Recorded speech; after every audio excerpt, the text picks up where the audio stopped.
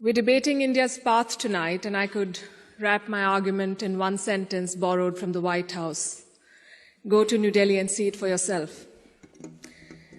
But I've been given more time than that, so I will tell you what I see. Earlier this week, I was on my way to the Delhi airport. There was a lot of traffic. At one point, the car stopped. On the roadside, I saw two vendors. One was selling fruit, the other was selling coconut water. What caught my attention was not what they were selling, but how they were selling it. Both had a QR code prominently displayed. And every single customer walked up to them, scanned this QR code, and paid for their purchase, every single one of them. To me, this is a picture of today's India. It shows three developments, three of the many developments I shall list out tonight.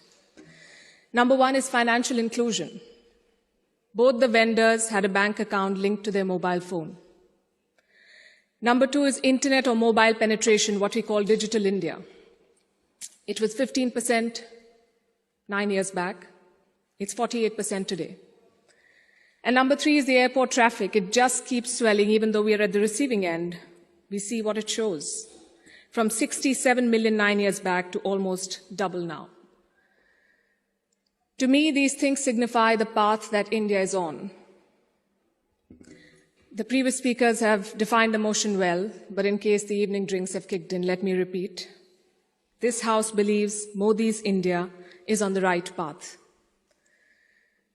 And how do you determine if the path is right or wrong? You look at numbers, data, surveys, reports. I shall refer to all of these as I make my arguments. But I also want to dwell on something that's more personal, more important, I think, yet unquantifiable. I'm talking about the experience of living in today's India. I have lived in many Indias. The wary India where exciting policies and positions were abandoned. The self-doubting India, where decisions were taken based on global opinion. And today a more confident India where the world comes for leadership and inspiration. You cannot put a premium on that. Indians are more prosperous at home and hence more confident abroad. Let me also tell you what I saw at the airport here in London, at the immigration counter. I saw Indians proudly flaunting their passport, none of the fidgeting or self-doubt of the last century.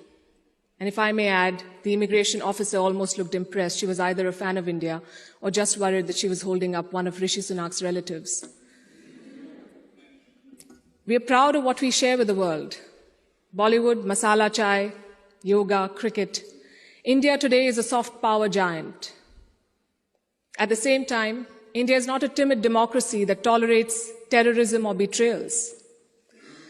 When Pakistani terrorists attacked Kashmir's Pulwama, India carried out surgical strikes on Balakot. Today's India is not a pushover country. It's a world power denied. Today, invasions and colonialism are part of our history, not our identity. We are shaped by years of subjugation, not defined by them. We are excited about our global responsibilities, not wary of them. This change and confidence comes from growth at home. Which brings me to the numbers. I'll start with India's welfare state system and how it has fared in the past decade. 110 million new gas connections, 470 million bank accounts, 220 million insurance beneficiaries. And to be fair, the welfare concept is not new to India. It's been there for a while. What's new is the approach. It's not just about putting more money in the pocket, it's about empowering people, and the result, once again, the evidence shows in the numbers. India's per capita income has gone from 86,000 rupees in 2014 to 172,000 rupees now. It has doubled. And a big reason for that is the falling inflation, from more than 8% 9 years back to less than 6% today. And this, ladies and gentlemen, is in the middle of a global cost of living crisis. Foreign direct investment is at its highest level. Foreign trade is at its highest level. The growth mantra is connectivity. And I don't have to tell the British that. First thing you did in your colonies was build roads and railways. Our growth story has been about two Indias. The urban India, the bustling urban India, and a sluggish rural India. Today, we are trying to connect the two. We are building more than 38 kilometers of highway every day, which is 50% more than what it was 7 years ago. The number of airports has doubled since 2014. The total capacity at seaports has doubled.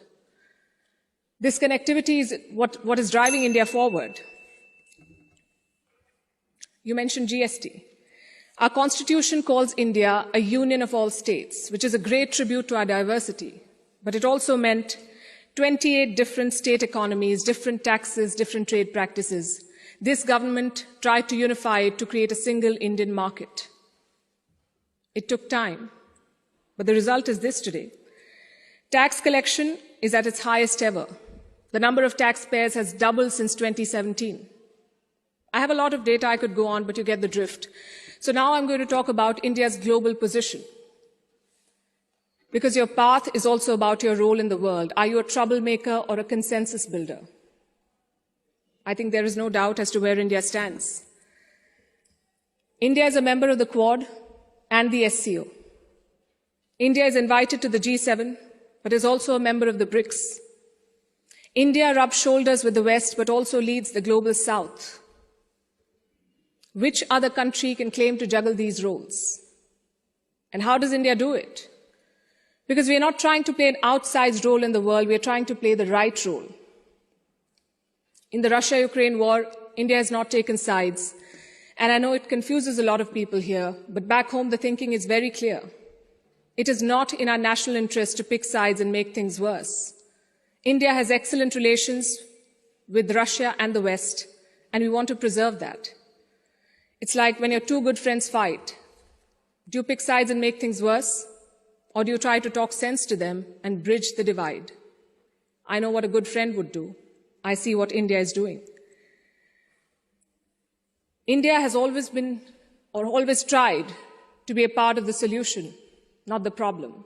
Look at our neighborhood policy. When Sri Lanka was sinking, India provided assistance worth $4 billion, no strings attached, no grudges held, for Colombo's proximity with China.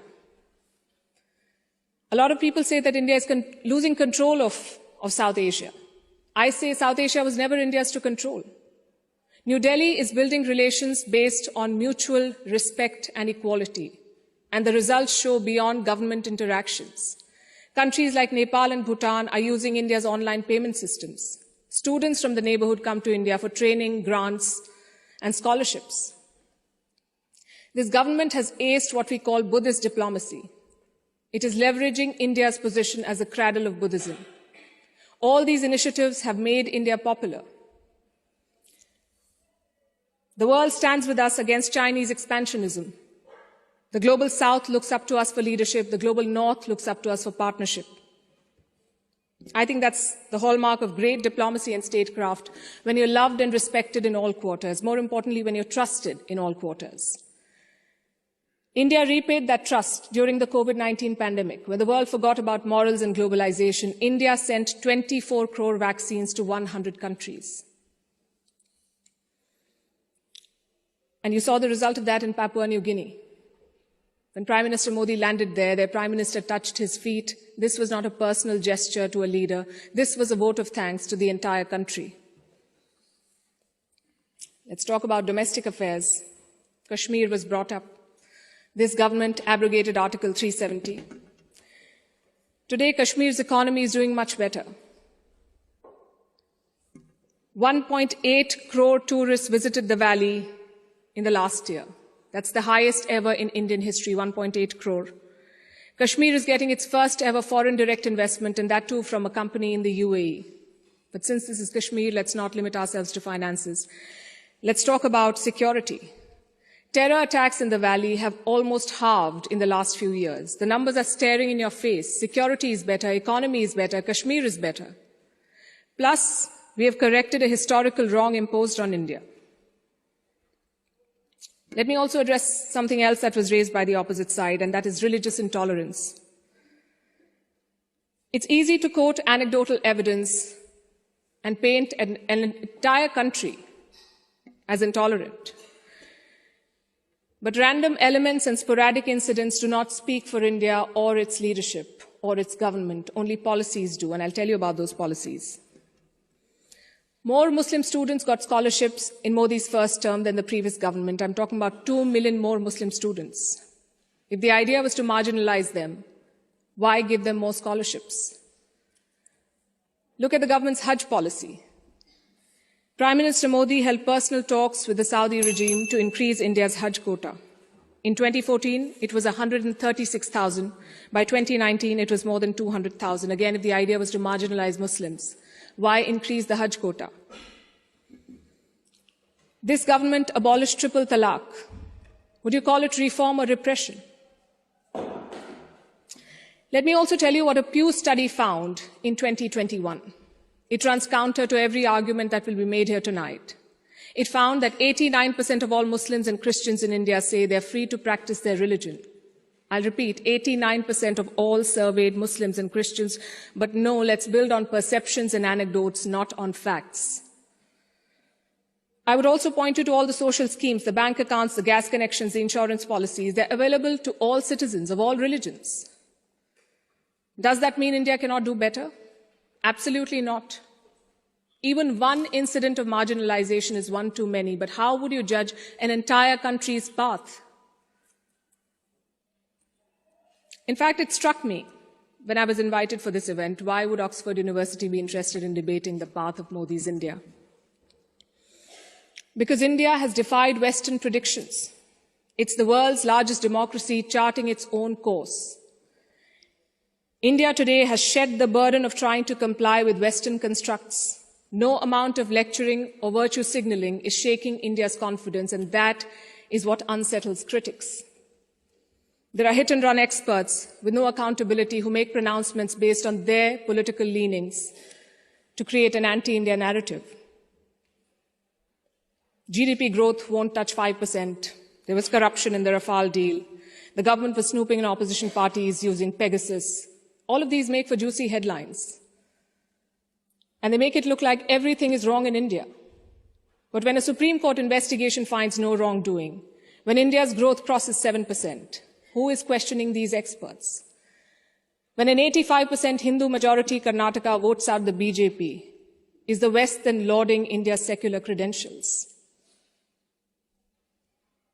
You see, to judge a country's path, you have to be able to separate agenda-driven narrative from facts. In conclusion, let me say this. For any country in the world, there is always a wrong path. Enough dictators and autocrats have shown us, but there is no single right path. Britain has its own right path. India has its own right path. As long as democracy is respected, as long as the Constitution is respected, I would say to each their own. It is wrong to judge one country on the parameters of another. And that has been the beauty of India since 2014. We've uplifted 140 million people out of poverty. We did so while conducting free and fair elections, dozens of them. We did so while protesting, debating, and dissenting. And finally, I think the hallmark of a right direction is also public approval. Do the people think you're on the right path? The people of India answered that question in 2019. Thank you.